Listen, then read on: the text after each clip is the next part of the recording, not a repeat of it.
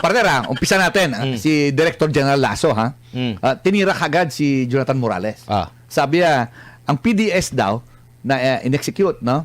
Personal data sheet na kinumply, pinilapan ni at under oath ni Jonathan Morales ay marami daw mali.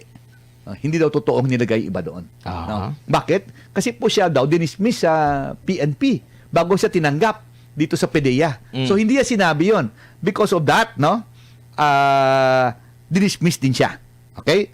Okay? Dinismiss din siya hanggang inapilarya ito hanggang Korte Suprema, affirm ang dismissal sa kanya. No? Itong sinabi sa decision, no? Dishonesty, grave misconduct, and conduct prejudicial to the best interest of the service. Okay, tapos minention niya yung mga kaso. Pero yung mga ibang mga kaso dito, partner, wala na, na-dismiss na eh. Pero na-mention pa rin niya, halimbawa, ito, robbery extortion, i-dismiss na to in 2014. Okay, ito pang isa, failure to testify and bungling, acquitted naman siya. O ito naman, bungling, dismissed in 2016. False testimony, pending pa. Okay. Now, in short, attorney, marami kasing sinabi doon na kaso ganito, ganyan. Sinabi nila. Tinanong namin si Agent Morales. Sabi. Tinanong ni Attorney Harry Roque, sa lahat ng sinampang kaso sa iyo, meron ka na bang conviction? Sabi niya, wala. Tama yun, no? Sinabi naman. Pero parang ang pinalutang kasi, siniraan agad yung messenger, hindi yung message. Yung opening statement pa lamang, pak! Oo, diretso na. Sige. Now, tinanong ngayon ni Bato si Morales. Sabi ay, nag-comply naman ako sa requirements ng recruitment committee. All the requirements. Sabi niya, that's why, in-appoint ako. Yan ang sinabi niya. Hindi ko naman alam na may dismissal pala. Wala daw siyang natanggap. Wala siyang natanggap eh. Di ba? Nung sabi niya, dapat titingnan nila ang substance ng dokumento na lumabas. Dalawa yon, di ba, partner? Dalawa. Ano ba? Ano bang dokumento? Usapan natin ha muna. Unang dokumento, ito, pre-operation report. Okay, partner? Pangalawa, authority to operate. No? Ang punto ni Morales ito, huwag niyo ko siraan, titingnan niyo yung dokumento.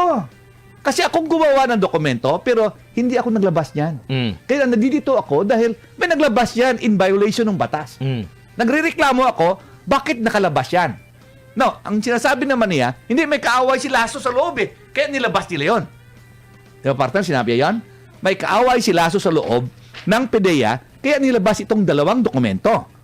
Kaya, sabi niya, ang confidential informant daw, hinarap niya at kinunan niya ng sworn statement. No? May mga pictures daw, partner, no? Including isang artista na later on pinangalanan niya, si Maricel Soriano.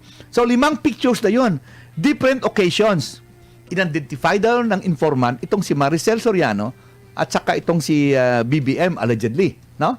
Now, sabi niya, marami na akong na-handle na na sworn statements eh. Hindi ko na malala yung detalye.